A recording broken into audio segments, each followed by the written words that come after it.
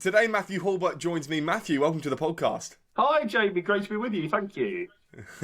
No worries. And look, over the last few weeks, I've been advocating for your work. I think it's absolutely inspiring what you're doing on and off the mic. Obviously, your podcast, which we're all going to speak about a little bit later. But could you start us off then with your early days growing up? Were you ever interested in politics as a young kid? Yeah, so from the age of about 14, I really got into politics. I don't started it off really because, my parents weren't particularly political. Politics wasn't really talked about at home. And then my parents separated from the age of 11, so I was mainly raised by my mum, although I did continue to see my dad. But politics wasn't really talked about. So, I don't know what happened. I just kind of started watching Prime Minister's Questions at age 14, which I know is some people might think that's extraordinarily tragic to do that at age 14, but I really enjoyed it. And I started to read the occasional newspaper, and I just got a love for current affairs that has carried on. It's been a lifelong love ever since then. So that was the start of it. Really, it was kind of a self-taught thing, Well, that sounds very similar to me, and I often get hammered for watching Prime Minister's Questions or even having a news app on my phone, which is quite something. But did you always expect you'd go into politics, or did you just think it'd be more of a casual thing?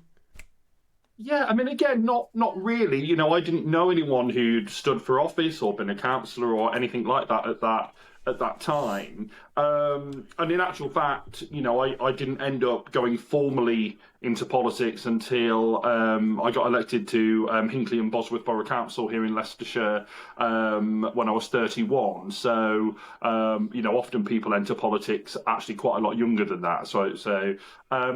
But I was in journalism before I was then in politics. So, as you find quite often, lots of people either go either way. They either start in politics and end up kind of doing media stuff, or they do media stuff and end up doing politics. But I've always been fascinated by politics. I've always been fascinated by the people who get into politics, especially at a very senior level. I've always loved Parliament whenever I've gone down to visit, and I always love visiting now. It's sadly only quite rare to get down there now, but I'm always in awe every time I enter that building. And so, I've just always loved politics and current affairs and the news. But what I have learned, and I don't know if this will surprise you, Jamie, especially, I used to be the person reading out the news on local radio 20 odd years ago. But now I limit what news I consume, because I think actually it can have quite a detrimental effect on your mental health. And if you're just constantly bombarding yourself with what is going on, and quite often it's bad news, isn't it, that gets reported, understandably, and I totally get that, of course. But I think actually you sometimes I have to switch it off and just put a comedy on the TV, or just listen to sport on the radio or whatever, because I think actually too much news isn't always good for you. That's a very interesting point. I've never thought about turning off the news, which is very interesting, and I might have to look into that. You mentioned sport there. What sports are you interested in?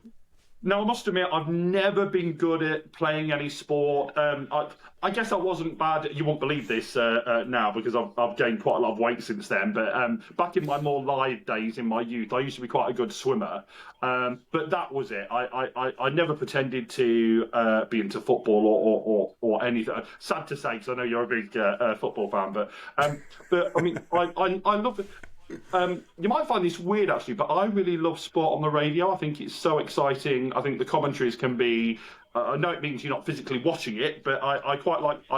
when it's Wimbledon, I love listening to... I do watch some of it as well, but I love listening to the tennis. I quite like listening to rugby. I quite often find myself listening to Five Live Sport on a Saturday afternoon. I think the job those guys do is absolutely amazing. I can't pretend, don't start asking me about the names of people in clubs or the names of, I'm a passing fan when I get to listen, Yeah, well, to be fair, there's some teams that I definitely would rather listen to than watch this season specifically. Could you talk to me then about you joining the Liberal Democrats? I'm presuming you've always been affiliated with the party. So, I mean, again, I didn't join. Well, no. I mean, this is the interesting thing is that some of my dear friends, bless them, take the Michael out of me, to use the polite term, because actually the Lib Dems are my third political party. They're the one that I've been in for the longest, and they're definitely my political home.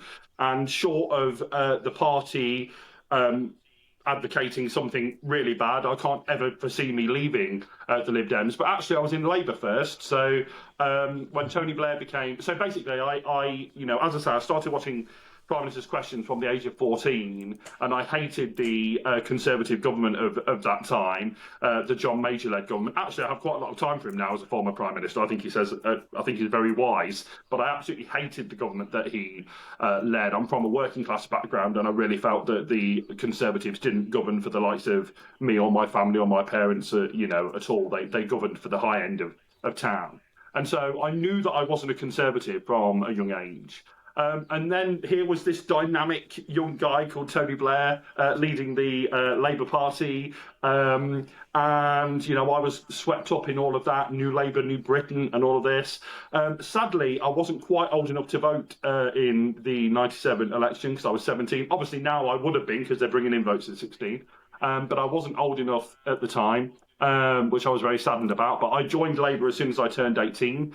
But I left in 2003 when the shine had really gone off Tony Blair, and I left due to the war in Iraq, which I thought then and still think now was an illegal invasion of a country, which is not to defend Saddam Hussein, because quite clearly he was a very evil man. But I thought that you can't just go and bulldoze your way into countries because you feel like it. So I left Labour. I really should have joined the Lib Dems then, especially how brave Charles Kennedy had been in opposing the Iraq war.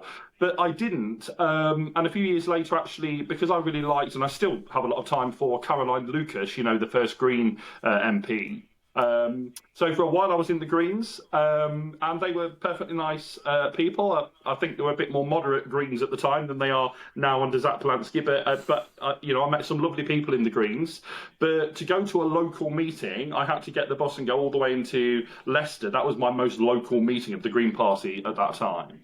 And so, I didn't think much to that, really. And then I met some local Lib Dems here in Hinckley. My friend Michael Mullaney, who is our parliamentary candidate, and a wonderful guy called David Bill, who's been a councillor for more than half a century. And they kind of said to me, Matthew, why are you not in the Lib Dems? We're strong here in Hinckley and Bosworth. And they ran the council then and they run the council now, so they do a good job.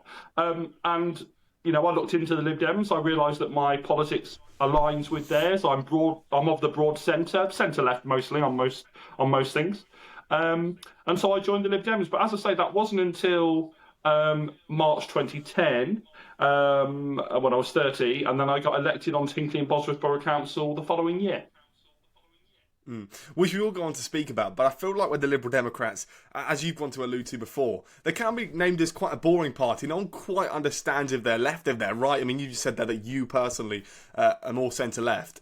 What do you think the Liberal Democrats are going through a bit of an identity crisis? Well, people always say this about the Lib Dems, and I understand it because, we have to, as a smaller party, albeit we're much bigger now, but as still not one of the two main parties. Although we can talk about, I think we're going to see a change of who the two main parties are, but maybe we can touch on that later. Mm-hmm. But as a smaller party, in Tory-facing areas, we have to say more Tory-facing things. And in Labour-facing areas, we have to say more Labour-facing things. And so people always say, what do the Lib Dems really believe? What I'd say to you is that Lib Dems believe in liberalism, and that's the empowering the individual to be able to achieve all that they can, but also recognising that there is such a thing, to paraphrase Margaret Thatcher, there is such a thing as society, and that actually communities are really important, and caring about one another is important, and helping the least and worst off is important. So, I guess what I'd say is that it blends the best bits of conservative absolute belief in the individual and Labour absolute belief in society, and it mixes both of those things. I suppose now politics is getting more interesting it is getting more and more further right and further left. And I suppose we could just touch upon this now before we carry on speaking about your career. But as someone who's been advocating for LGBT plus rights, and obviously with the rise of reform, do you feel like we could essentially see a really big diminishing role within the LGBT community if reform were to get into government? Well, it's worth always saying, and I was having this conversation with a friend the other day and saying that, of course, LGBT plus people have many different views, have many different political views. There are LGBT plus people in reform. I find it difficult to understand how they can support them, but we're not one homogenous group. We do think different things.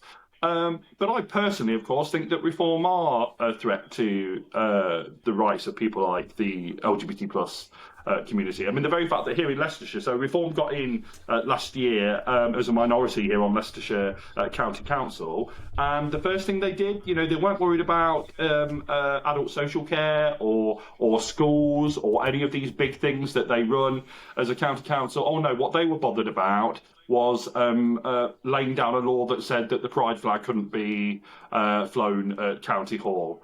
I mean, I just think if that's your priority when you're getting to run an administration like a county council, which is an important level of local government, I just think your priorities are totally shot. And look, I'm not the thought police. If people don't want to like LGBT plus people, that is for them in their own minds to do. But when it starts actually impacting the lives of LGBT plus people, and symbolically that did, you may say, oh, it's just a flag. But actually, these are the same people who are quite bothered about other flags. They get quite miffed if the St George's Cross or the Union Jack isn't flown. They don't like that. So actually, they do care about flags, but only the ones that they happen to think they like. So I do worry about LGBT plus rights. I do think they could be rolled back, and we've come a long way. And as much as I wasn't always a fan of the Tory Lib Dem coalition, the one thing that I'll always praise it for is that it brought in same-sex marriage, and actually I'm a good friend of Lynn Featherstone, formerly MP, now Baroness Lynn Featherstone, who was the minister in the coalition who took through the same-sex marriage legislation. And I always say to her that she's my favourite Lib Dem minister ever, because I always say that she extended liberty for millions of people, and I always say to her, if that is not the definition of liberalism, then I don't know what is. So I think we've come a long way, but it's very easy, isn't it, as we've seen in America, that those rights get rolled back, and I think especially of my trans friends, and I think trans people are treated awfully, not just on social media, which we know is already a cesspit, but you turn on the TV and people are talking in the most kind of demonic terms about trans people. And you may know, Jamie, that I quite often go on TV to defend the rights of trans people, and the reason that I do that is because I know that my trans friends just want to get through the day. They just want to get through their everyday lives without being persecuted or catcalled or attacked or spat at or verbally abused on the bus. These are people who just want to live their lives as the person they know themselves to be, without any hassle. And I don't think that should be too much to ask. So, I worry a great deal that our rights might be rolled back, and I worry especially for our trans friends. I think actually, as a gay man, I think we're kind of, in terms of rights and acceptability and all the rest of it, I think we're probably at the top of the pile. But for people like trans folks, they're just treated awfully at the moment. So I do worry about that. I believe the Liberal Democrats, the Conservatives and Labour, they're all in the same boat that there should be some funding for Ukraine in the Russian invasion. Of course, you mentioned flags there. Reform have also been advocating for anything but the British flag and the English flag on the councils, including the Ukrainian flag to be removed from some council buildings. Do you agree with that, or do you believe any flag should be flown, or do you think there should be some sort of like guidance that maybe you shouldn't have this flag, but these two could be all right? Yeah, I mean, I think with reform, it's all very ideologically based, and sadly, it really saddens me that it saddens me really deeply that the Union Jack and the St George's Cross have it's difficult to say this because people would say, oh no, they've not, but I think they've sadly become symbols of that kind of hard right position when actually they should be flags for all of us who call this wonderful country home. Yeah, I just can't get in the minds of reform politicians or reform voters. I don't understand them at all. I mean, the only thing that I would say is that I do get that these are people who feel left behind by government, by the establishment, by the old parties. They feel that they don't represent them. But what I would argue is that the answer to that isn't to go to the extremes of right or left. And that's what we saw last week. We saw obviously a huge vote for reform. We saw a huge vote for the Greens, who in their own way are equally, and I say this as a former Green, and I had a lot of time for them back then, and I think the party has changed quite a lot. By the way, I do actually know Zach Polansky a little bit because he was in the Lib Dems a decade or so ago when I was obviously in the Lib Dems, and I knew him a little bit. He was far more kind of moderate then. He used to praise the coalition. In fact, he didn't just say that he praised the coalition. He went on stage at a Lib Dem conference and sang his praise for the coalition. So I was there in the auditorium that day. He's not got a bad voice, Zach Polansky, but so he's had quite a Damascene conversion to kind of far left Corbyn kind of socialism in the past 11 years. Well, you shouldn't question whether someone's being genuine or not, should you? But all I can tell you is that those weren't his beliefs back then. So he's obviously had quite a change. But I think in terms of flags, I mean, these are things, of course, that the elected councillors always have to discuss whether something is fitting or not. But I can't see a problem, especially during Pride Month, in June, of having the Pride Month flying. I can't see a problem of showing our support for Ukraine against the dreadful invasion by Russia, which is into its third or fourth year now. And I really praise the people of Ukraine for how they have stood up against the might of Russia and actually defended their country very well. But I worry that these decisions on reform councils are made with an ideological thing in mind rather than what is best for the area, Yeah, and obviously I believe the Russian invasion is just over 4 years since it happened, which is mental that it's still going on and nothing's been agreed. You mentioned America just prior, and I'm just trying to gather your opinions as a political activist, and obviously your career will be spoken on in a short time. But obviously America and Donald Trump's reign in the United States has been very, very potent on ICE and getting rid of people here in the country who are illegal, but also there has been some cases where people who are legal have been sent to wrong countries. Reform have said that they will bring in ICE. What's your opinions on that? Well, I think you can imagine what my opinions on that are. I mean, as I quite often say when I talk about these things on the telly, I recognise that I'm at the very liberal end on immigration. And I have really thought about this. I just don't see a problem with people wanting to better their lives and the lives of their families. Now, of course, they need to abide by the law of the land and all of that. Of course, I'd never say anything other than that. But I just don't. Whereas other people have a fundamental problem with the idea of people travelling to better their lives, I don't do that. I think of my own relatives. So my sister and my brother-in-law have lived out in the Middle East for many decades now. Actually, my brother-in-law got a job opportunity and went out there, and they've lived in Bahrain, Abu Dhabi, and now live in Dubai. And they've made a wonderful life out there. Now, yeah, of course, they obviously abide by the laws of the UAE.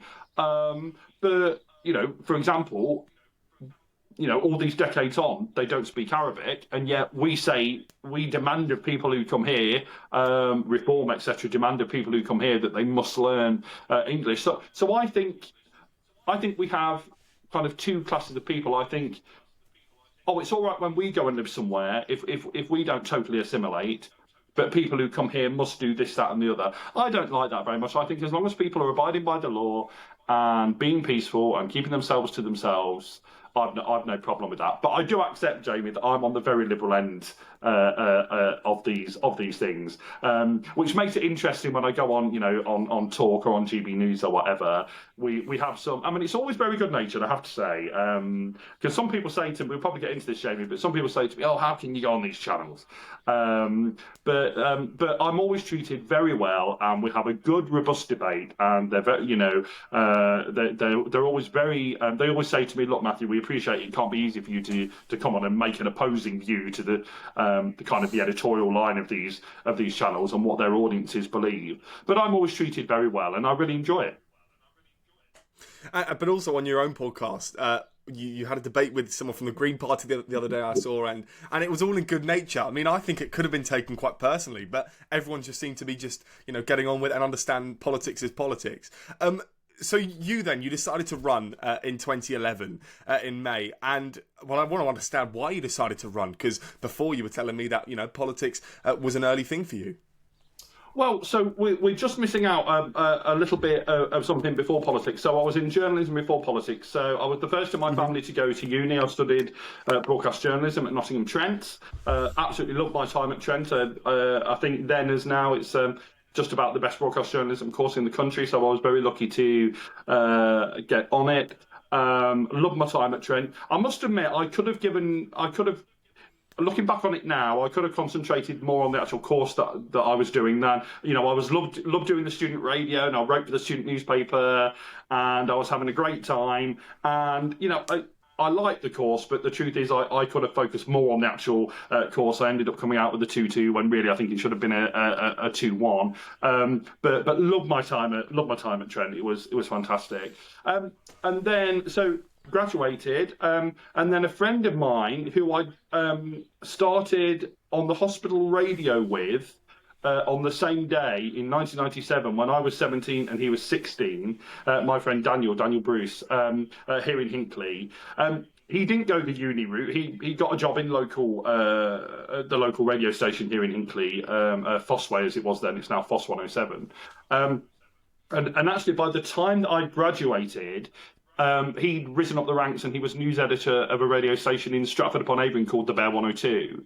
And he knew that I was obviously looking to now get into radio, and he gave me a few shifts, a few news reading shifts at The Bear. And then I was taken on full-time after about 9 months or so. And I stayed with that group of, it was a group of commercial radio stations in the Midlands, owned at the time by CN newspapers. They had some newspapers and they had some radio stations. I travelled all around the Midlands, reading the news and reporting and interviewing quite a lot of famous people. I interviewed 2 prime ministers. I interviewed Gordon Brown when he was the prime minister, and I interviewed David Cameron when he was leader of the opposition. But I also interviewed 2 prime ministers because he went on to be the PM. I interviewed Anne Widdecombe and Min Campbell, former Lib Dem leader, and Kim Wilde, the 80s singer who I interviewed about gardens because she's a big gardener. And David Moorcroft, the former athlete, and Pete Waterman from the record producer. So I had a smashing time for 5 years on the radio. Then sadly, a new boss came in of the company, and a whole load of us were made redundant, and I was one of those. So I always say, Jamie, that at the time, so this is 2009, I was made redundant. I always say that at the time it was my worst week ever because I was made redundant on the Monday, and then my gran, bless her heart, died on the Tuesday. So it was a pretty awful week. And anyone who's been through redundancy, you think it's the worst thing ever at the time that it's happening. But actually, it gave me a chance to then go on and do other things. And this is where it comes to me standing to be on the council, which, of course, I never could have done if I was still doing, journalism on the radio, because obviously you can't declare your, or at least I think you shouldn't declare your political colours if you're doing straight journalism. So I stood for the council in 2011. Very lucky to be elected for the village that I always lived in, Barwell, here in Leicestershire, just down the road from Hinckley, where I live now. and had a fantastic time on the council for 4 years. I was a backbencher. I was made the Children and Young People's Champion, which I really loved. I was the Fair Trade Champion, which I loved as well. And my friend Stuart Bray, who led the council then and still leads it now, because the Lib Dems are very successful locally here, he always says to me that he always liked me being in his council group because I was one of the few councillors who would really give it to the Tory opposition. I'd get up and really let rip at the Tories, where lots of councillors in the group were fantastic people and did a great job, but they weren't necessarily great kind of speech makers, Whereas, as you may gather from this, Jamie, I've always had the gift of the gab. I'm not short of a thing to say. Never short of a thing to say. My mum always used to say, "Mum used to say, will you shut up, Matthew?" In the nicest possible sense. So I loved my time on the council. Sadly, that came to an end in 2015 because the Lib Dems were very, very unpopular, of course, by that time, after 5 years of the coalition, and many thousands of councillors lost their seats across the country due to no fault of their own. I thought I was a good councillor. I worked very hard for people. So I was one of the councillors that lost their seats. So that was that, I'm afraid. But so being a councillor is there's so many different tiers to government, which I don't think people quite understand, and I think that's quite evident in the local elections that we saw a few days ago. So as a councillor that you were, this was literally a part-time thing. You weren't getting paid a penny for it, right? There was a small remuneration of about £200 a month, but certainly not something you could obviously live on. So after I finished the radio, because I then went on the council, I obviously couldn't carry on doing journalism. So I got a job at the charity that I still work for now, 16 years later, which is a small charity in Barwell, which does lots of good work locally, which I'm very proud to work for. So that was how I earned my living, and then I got to do the council stuff separately. And you're quite right about the tiers of government. So I was on the borough council for 4 years, which is a principal authority, and then at the same time as that, alongside that, I was also on Barwell Parish Council. So the Parish Council is the most local form of council. It might be in charge of the local parks. Might be in charge of the local public toilets. It might be in charge of all sorts of very ultra-local things. And I loved my time on the Parish Council as well. And then I got, although I was never on the Borough Council again, I did serve another term on the Parish Council, and that came to an end in 2023. And one of the reasons, Jamie, and again, we might get into this, but one of the reasons why I kind of left elected politics behind was that I lost my mum in July 2022 for 2 days rather, after she waited 11 hours for an ambulance after a fall at home, and I was with her for those whole 11 hours. I'll never ever forget them in my whole life. It was deeply distressing. Obviously, I was devastated when I lost my dad in 2016. But for me, obviously it had been just me and mum for all those years, and so when she died, it was profoundly distressing. I've never known kind of grief like it, and I'm only really coming out of that kind of cloud in recent times. So as you might imagine, Jamie, that had quite an impact on me and my life, and I didn't feel that I could at that time adequately be serving people on a council when I was going through this traumatic event. So yeah. And obviously, I'm so sorry to hear about that. I listened to the podcast about it, and I do want to speak on what you've been doing in the last few weeks around that. And grief is a very horrible thing, but it's important that you surround yourself with good people. And it's when you look back at it, it's incredible how you can push yourself through those really difficult times. So when you decided to leave politics in that time period, because it all sort of happened quite quickly. Did you ever think that perhaps later down the line, in the next few years, you could get back into politics, or is that not the right thing for you?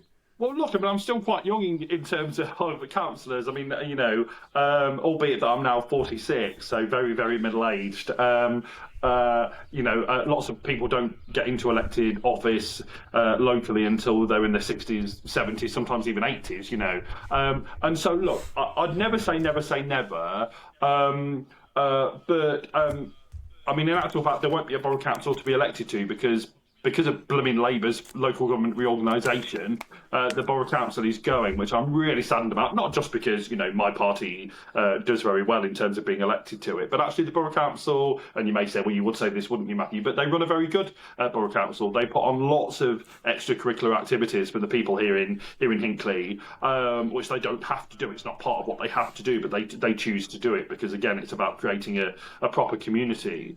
And so I'm deeply distressed that Labour seem absolutely adamant that most borough and district councils are going. I think all it does is make democracy even less relevant to people's lives, even less local. When the borough council goes and there's some far off distant place in Leicester or wherever where local people here have to turn to for their local council. I mean, I just think it's shocking. It does sound as if there will be a town council for Hinckley, which is kind of like a parish council, but in a town they call it a town council. Would I consider standing for that? Yeah, I probably would, especially as it's likely to be very Lib Dem dominated here in Hinckley. So at least I'd know that I'd be on with friendly. So I'd never say never about standing again. But all I would say, Jamie, is that I think if I was to do that, I'd have to give up doing the political commentary that I do at the moment, because if I was representing the party officially again, I'd have to stick to the party line. And at the moment, as you may well know, I try and be fair, but I'm very frank about when I feel that Ed Dave and the Lib Dems are not doing what I think they should be doing. So I don't think I could do commentary and be on the council. Now I want to move on to really current affairs. Obviously today, who knows when the Prime Minister could go. I personally believe he's not going to go. But what have you made of this Labour government? Well, I feel really disappointed. Now, obviously, I'm of a different political party, but I was so sick to death of the Tories after 14 years, as I think was pretty much the whole country in 2024, that when Starmer got elected, I thought, and I said on the pod at the time, and as you may know, Jamie, my co-host, my Tory supporting co-host Chris never fails to remind me that I said this. But I said, I'm so relieved that the adults are back in the room and that we're going to get good, competent government, and that this is going to be a government for the many, not the few. And even though I'll no doubt disagree with them on some things because I'm from a different party, I'm very happy to see them in office. Well, here we are almost 2 years later. And although they have done some good things, and we shouldn't forget that, I think the Renters' Rights Bill is good. I think the Workers' Rights Bill is good, and some other things. They have made some improvements on the NHS, which obviously I welcome. But they just are incapable of, well, at least the Prime Minister, incapable of communicating that success to the people. I was on GB News earlier talking about the Prime Minister's speech yesterday, and I don't know if you got to see it, Jamie, but he was just saying words. Do you know what I mean? And you may say, well, of course it was, Matthew, it was a speech. But what I mean by that is that there was nothing that cohered it together into a vision where he said, I know you might be upset with me, but please, this is where I'm taking you to. This is where we're going to get to as a country if you keep supporting me. It was just, we're going to be at the heart of Europe. I'm going to renationalise British Steel. It was just disjointed words. And I just think that the guy, I've no doubt that he's probably a very decent person, a very caring person, loves his family and all the rest of it. But I just think he's so unsuited to being the Prime Minister. And I've heard countless people who know him say that he hates the politics of politics. And as I said on GB News earlier, I don't think you can do, Jamie, a job like being the Prime Minister and hate politics. So I almost feel like he thought that being an MP would be quite a nice thing to do, And then he rose up the ranks, obviously, because of the disaster that was Corbyn. Then suddenly he found himself Prime Minister. And I don't think he really knew, a little bit Gordon Brown like actually, I don't think he knew once he got there what he wanted to do with the role, where he wanted to take the country, what his vision was.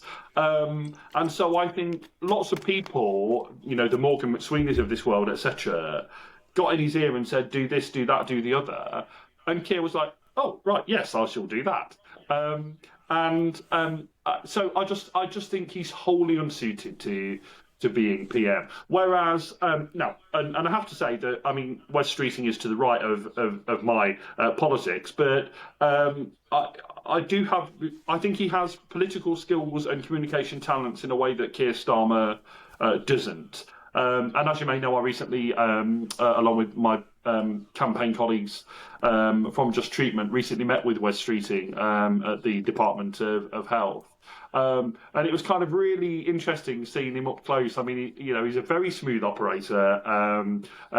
He's kind of very charming, and he looks like he cares about what you're saying. I mean, whether he really does or not, I don't know, but he gives a good impression of being interested in what you say.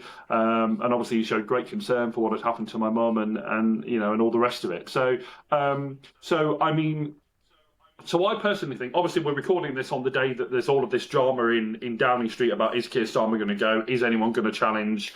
They've had the cabinet and it's all very very dramatic, and all the political editors are just cock a hoop with the whole thing. But I think Keir Starmer is clearly not going to go of his own accord. He's got to be absolutely dragged out of 10 Downing Street. So for what it's worth, I put a post out on X earlier on saying that Wes Streeting either needs to challenge like pretty much today, or I think the moment will have passed for him, because if Starmer ends up going, but it's not for many months, then that gives the likes of Andy Burnham a chance to get back into Parliament, and I just can't see Wes Streeting defeating Andy Burnham, who is a much more kind of popular figure. So, but for political nerds like me, Jamie, I'm just loving it. So, I mean, it's wonderful. It's wonderful being with you here and recording this. But I have got a slight eye to. Obviously, I'll turn the sound down, but I have got a slight eye to Sky News just on my left here on my TV to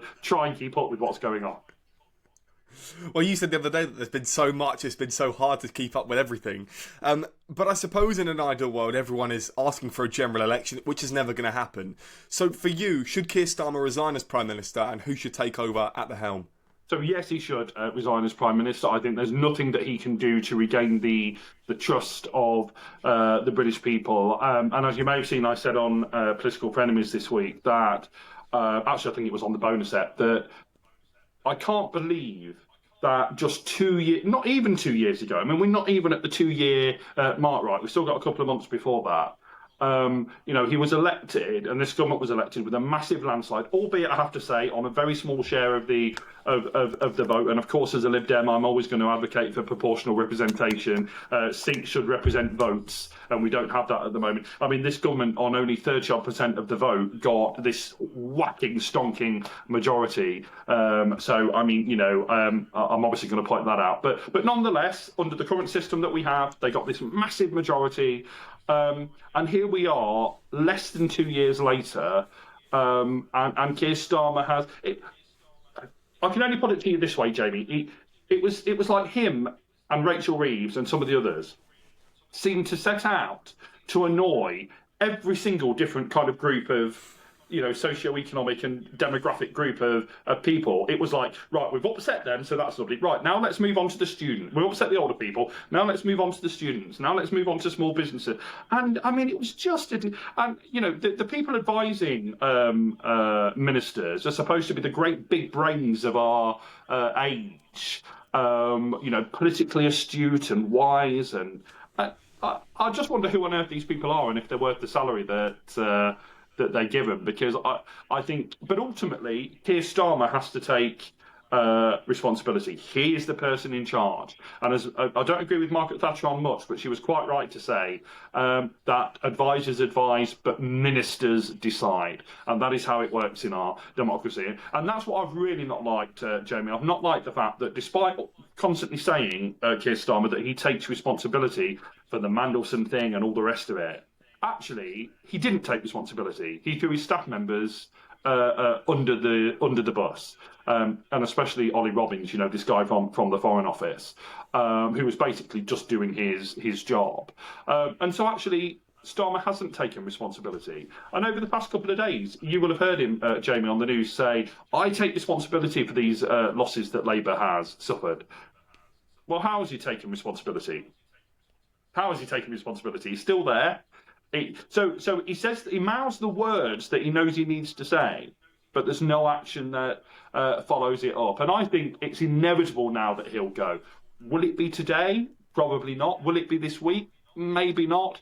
But I think by September he'll be gone. It's really interesting because at some point you can praise this sort of defiance that he wants to be Prime Minister and that he wants to stay in his position and he doesn't want to do what the Conservatives wrongfully did and keep chopping and changing. But at the same time, you've got to look at it and think Rachel Reeves hasn't exactly been marvellous and she's still there, and Bridget Phillipson's still there, etc., etc. So it's a really interesting one, and yeah, maybe the defiance is going one step too far. So talk to me about the podcast then. Who decided to start it? How did you get the people involved that are involved? Yeah, so basically, I don't even remember how me and Chris became friends. I think we used to have a bit of a go at each other on social media, because Chris is he sits somewhere between the Tories and Reform. That he's kind of in that space. And I'm kind of to the left of the Lib Dem, so obviously we disagree on quite a lot. So we used to bicker on social media. And then I met him when I was down in London one time, and we both kind of said, do you think we could do a podcast? And there's so many political podcasts. I mean, they're absolutely 10 a penny, aren't they? So it is difficult to build up an audience. But we thought, well, why don't we take the chats that we have offline and just put them online? Just do as we'd normally do if we were meeting for a pint or whatever. And so a year or so ago, we started that. We've done 50 odd episodes.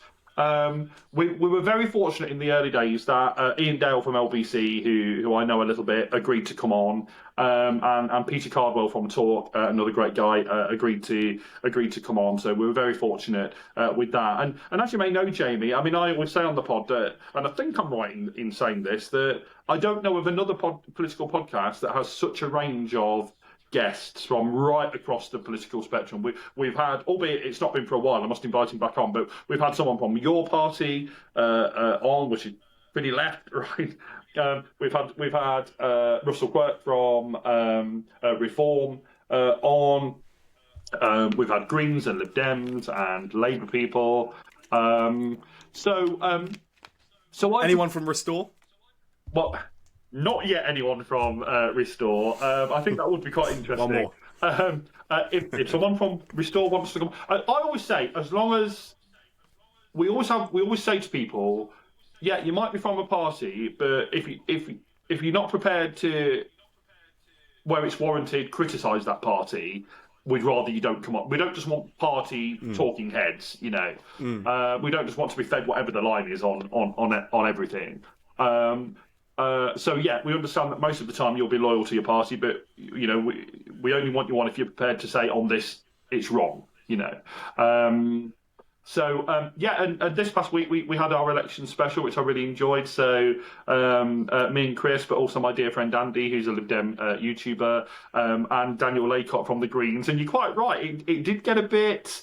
It did get a bit hairy there with Daniel. I think it's because, and bless him, he took it in good heart, and I've chatted with him since, to make sure that it was all right. But I think it's because I know Zach of old, and I just find it difficult to believe this political journey that he's apparently been on. Now, as I say, It may all be. He may have had this Damascus conversion, and but I guess as well, because the Greens and the Lib Dems are fighting for a lot of the same political space. I probably have a bit more of a go at Daniel than I do at Chris, despite the fact that actually, Chris's kind of politics are very different to mine. But no, Daniel's a good sport, bless him, and he responds very robustly, and he has a good go at the Lib Dems as well. So it's not just one-way traffic. But yeah, I really love it, and I think at about 6 o'clock today, me and Chris are doing another bonus ep talking about what is happening today. So I'm really excited about that. So I just love it. Now,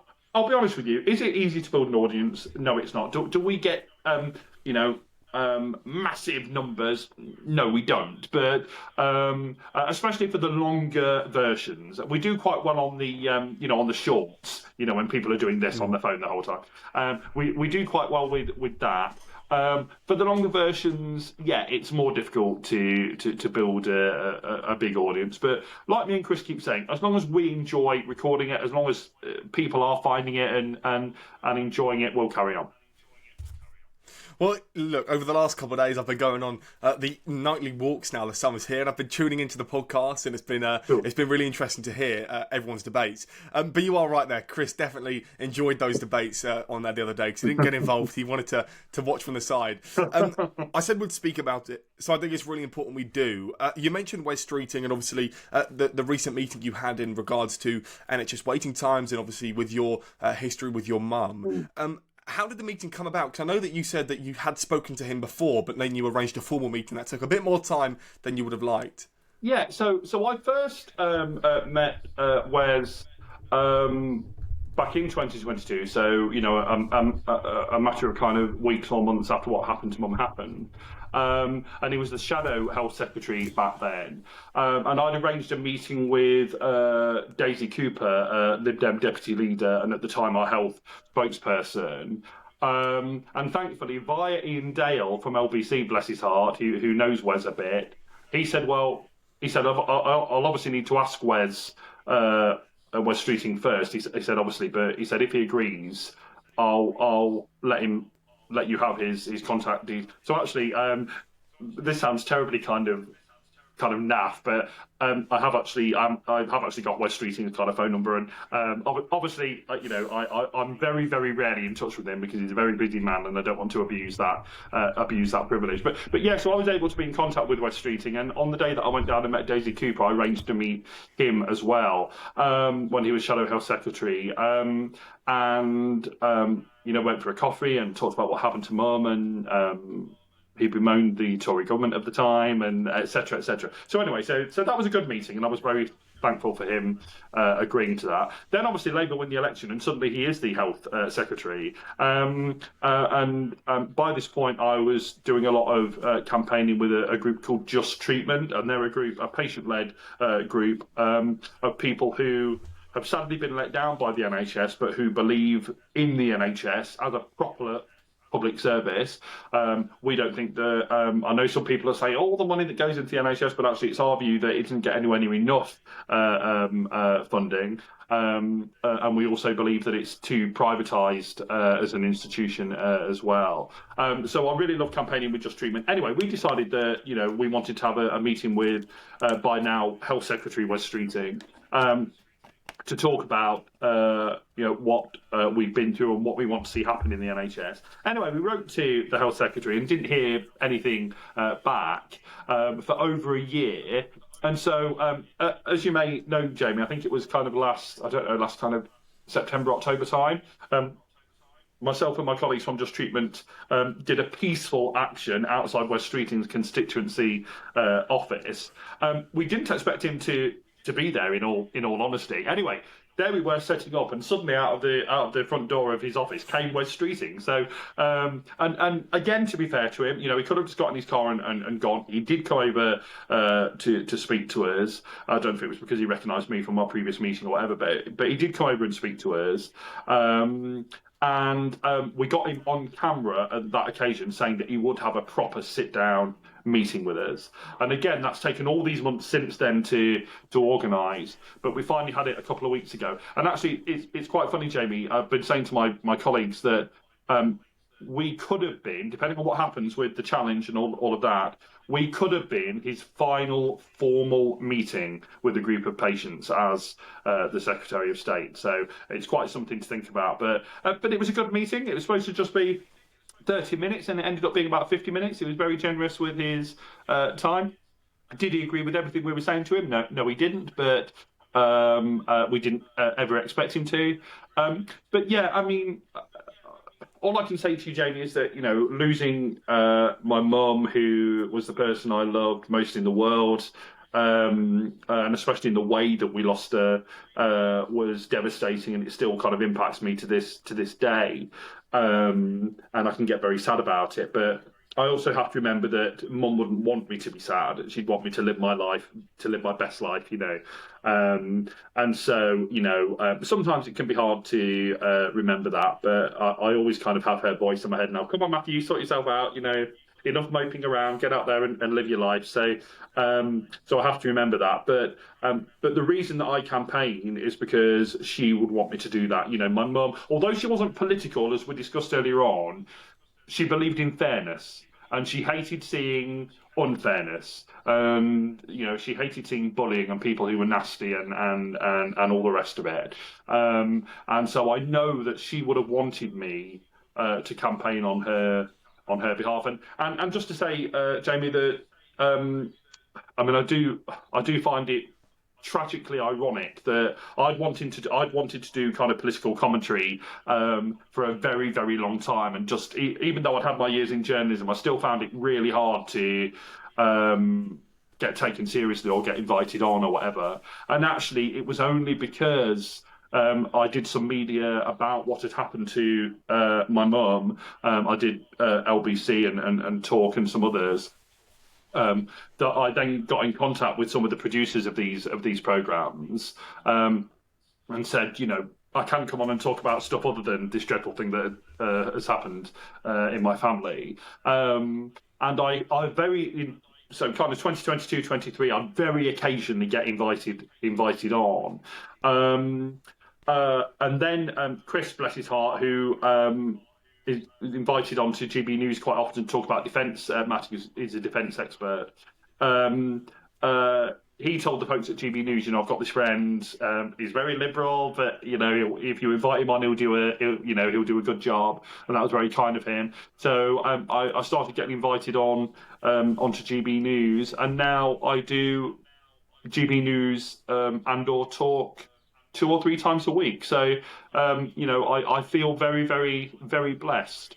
And some of my Lib Dem friends do say, I don't know how you can go on these channels, Matthew. But I always say to them, think about what you're saying. Are you really saying that the viewers and listeners of those channels should never get to hear a different point of view from the editorial kind of line of those channels? That they should never hear the liberal point of view?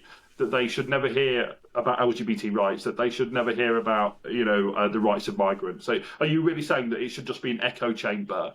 I just don't agree with that. And so is it easy going onto these channels and knowing that the whole audience watching probably vehemently disagrees with what you say? No, it's not. But I really enjoy it. I did a bit on GB News earlier talking about Keir Starmer, and Beverly Turner, the presenter, who has very different views to mine. She said, "Oh, you're a friend of the show, Matthew, and it's always great to have you on, and thanks for coming." I'm treated very well. And as long as I'm never told what to say, that would be the line for me. If they started to try to tell me what to say, I'd part ways. But as long as I'm never told what to say, I'm happy to do it. Lastly, Matthew, I wanted to ask you about because when you are in Westminster, when you are in central London, you almost get a buzz that it is so different from where you are, from where I am, and it almost feels like it's in touching distance to these MPs, members of Parliament, and people all around politics. So when you're in Westminster, do you ever feel like you could be an MP later down the line? No, I don't. I don't think that. I think when I first joined the Lib Dems, I very briefly had a thought that I might want to be an MP. But to be honest with you, Jamie, I think I have too much to say. And I know you might say that's ironic because, the whole idea of an MP is that they're talking. But I think I'm too independent of thought. I think I even in the Lib Dems, and we're liberals, and that allows a certain amount of kind of independence of thought and kind of free speech, but there's still the party line, I think I'd too often be speaking against what the formal line is. So actually, I'm very happy doing what I'm doing now. I'm a proud member of the party. I hope that I always will be. I always vote for it. I want to see more Lib Dem MPs and councillors and all the rest of it. But I'm also happy to be a little bit removed and getting the chance to air my views on the telly or on the pod or whatever. So, I'd gladly carry on kind of doing this for as long as I'm kind of able to, really. This is my last question, actually. You said that you are, relatively young in the grand scheme of things, and hopefully, touch wood, not even at the midpoint. But young people in politics is something that you did mention at the start of this podcast, and I wanted to ask you, because we have seen more Liberal parties bring in 18-year-olds into the picture. Is 18 too young to be in politics, or what is the youngest age? I don't think it's too young to be in politics, and again, me and Chris had a bit of after last May's elections, when this guy George Finch and others got elected for Reform, and he was made leader of the council at 19. I said to Chris that the reason that I was bemoaning that was not his age per se. Although I do think leading a council, it probably does help if you have a bit of experience. But it wasn't his age per se. It was that combined with the radical right kind of politics that was what I had an issue with. And I, as it turns out, I don't think I was wrong, because I think it could be argued that he's not been an absolutely fantastic leader of the council, although I'm sure that Reform people would say differently. But of course, young people should be getting involved with politics. And in the Lib Dems, we have a fantastic youth wing, Young Liberals. And we've got some fantastic younger councillors, which is absolutely great. So I'd always encourage young people to get involved in politics, and I was a big advocate for votes at 16. I did an interview on our local BBC radio station here in Leicester when that was in the news, and the presenter said to me, obviously they were doing the devil's advocate thing, and the presenter said to me, "Oh, but what do they know at 16 and 17?" And I responded to them and I said, well, I mean this with the greatest of respect, but there's many people much, much older than that who don't have a clue about politics, and yet who still have always had the vote. So I don't think that's a good enough excuse. And I think of my youngest nephew and nieces, and they're pretty clued up. They I have good chats with them about politics, and they know who the personalities are and all the rest of it. So I think they're like any other age group. There'll be some 16 and 17-year-olds who have no clue about politics whatsoever, and there'll be some that are really clued up, and then there'll be a group in between. But I think 16's right, because I know it's changed a little bit now, isn't it? Because I don't know if you can. I think you can still. Am I right in thinking that you can still leave school and be in work at 16, or do you have to be in college, or? No, I believe you can leave. You can leave at 16. Yeah. And so I always say that no taxation without representation. If you're old enough to be being taxed, you're old enough to have a voice in voting for whatever. So I'd encourage young people to do it. But I mean, I think that to lead a very strategic principle authority, you could probably do with having a little bit of experience. I don't think that's a particularly controversial thing to say. Well, Mathew, thank you very much for joining me. It's an absolute pleasure to finally have you on the podcast and speak to you about your career. It's been inspiring, and thank you very much for joining me.